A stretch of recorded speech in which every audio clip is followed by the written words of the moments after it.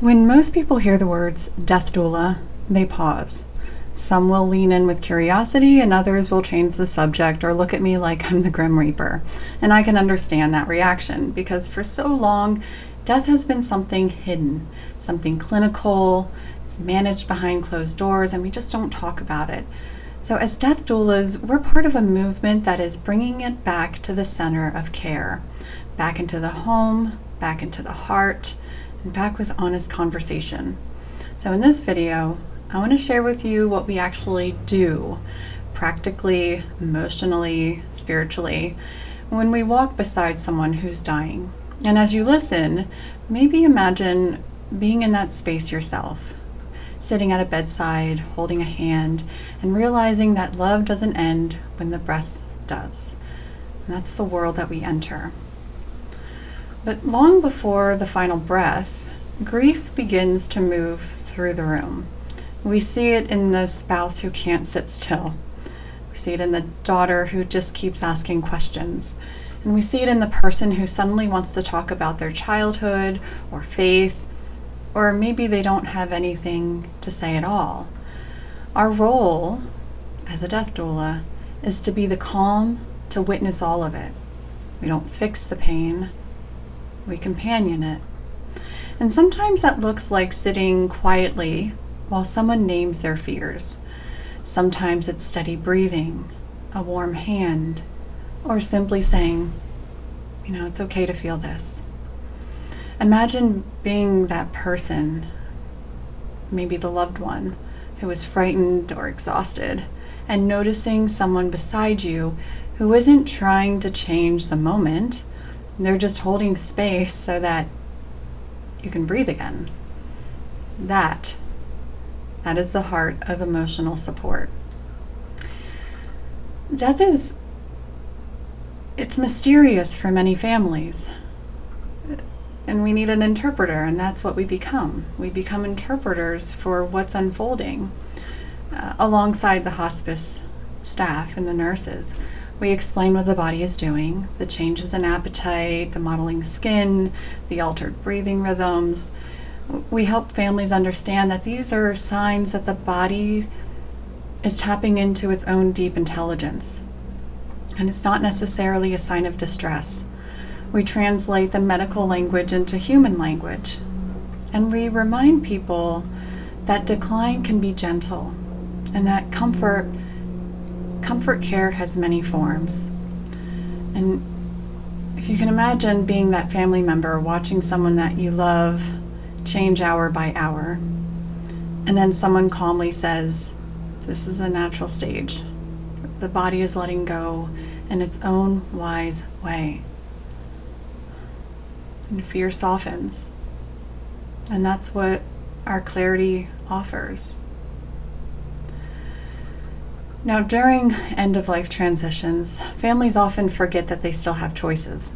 And our job as a death doula is to help them remember. We encourage questions for the hospice team. We clarify options. Say you want a home death. Do you want facility care? Do you want some legacy rituals?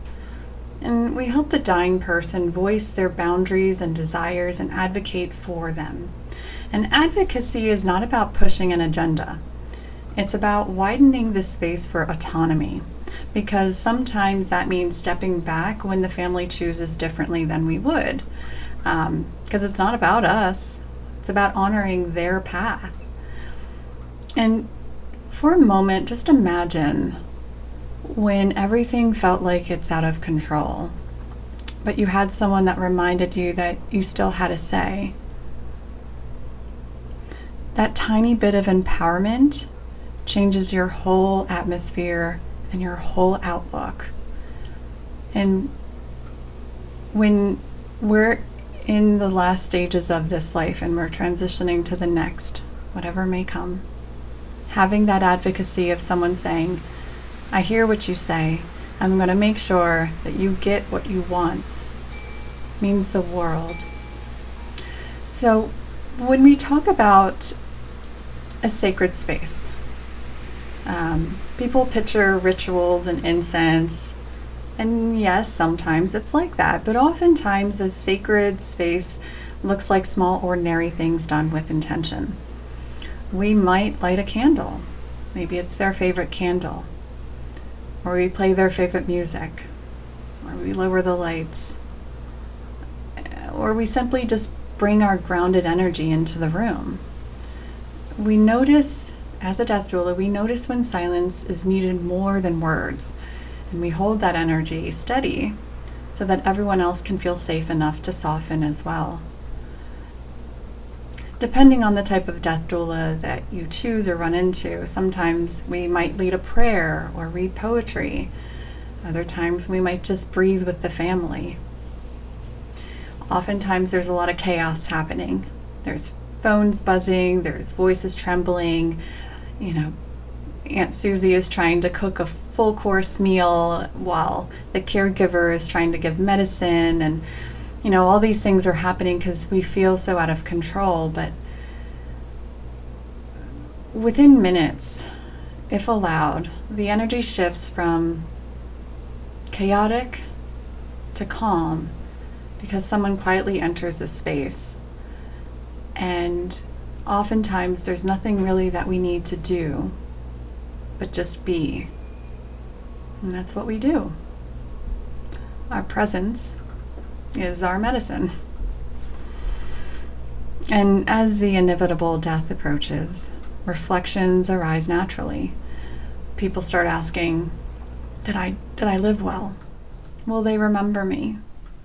And legacy work helps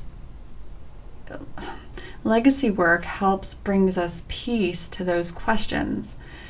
We help record stories, we write letters, we create memory boxes or playlists. We invite conversations with questions like, what are you most proud of? Or like, what do you want people to carry forward? And sometimes that single question opens a floodgate of meaning and memories. And when someone feels seen and heard and complete, the fear begins to loosen its grip. And in those families that I've helped serve, they still play the videos and the recordings. I'm sure you might have a recording, maybe it's a voicemail, but hearing your loved one share a story that maybe you've never heard before, or you just want to hear it again, that moment will live with you forever. And that is the legacy work. That is the work that we do.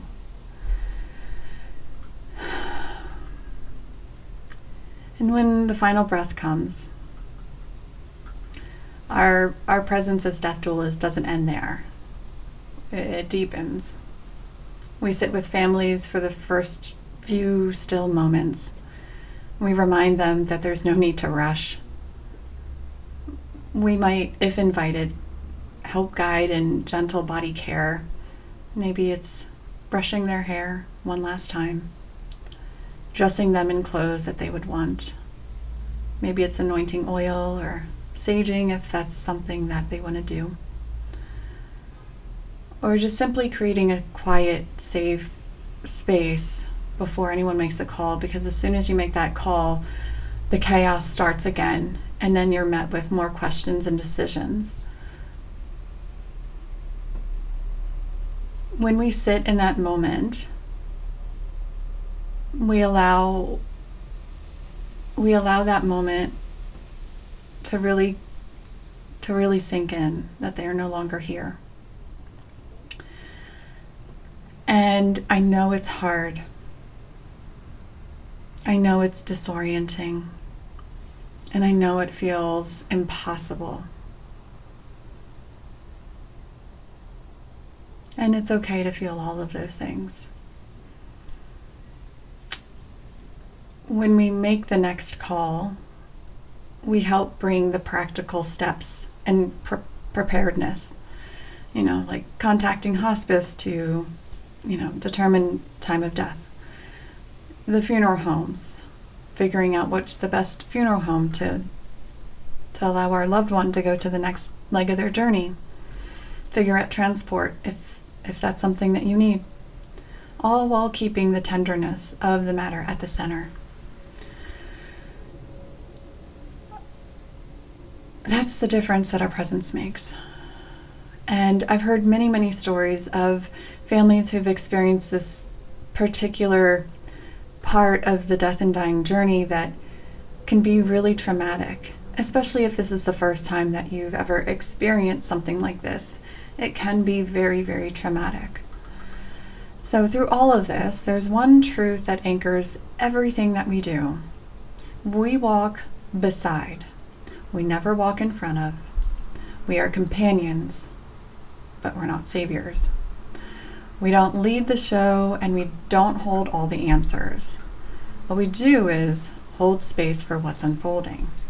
And when we do, families discover their own strength, their own rituals, and their own way to meet the mystery. And that is the quiet power of a death doula. We remind people that death can still be very human and tender and full of meaning. We only get this chance once. These moments. So, nice deep breath.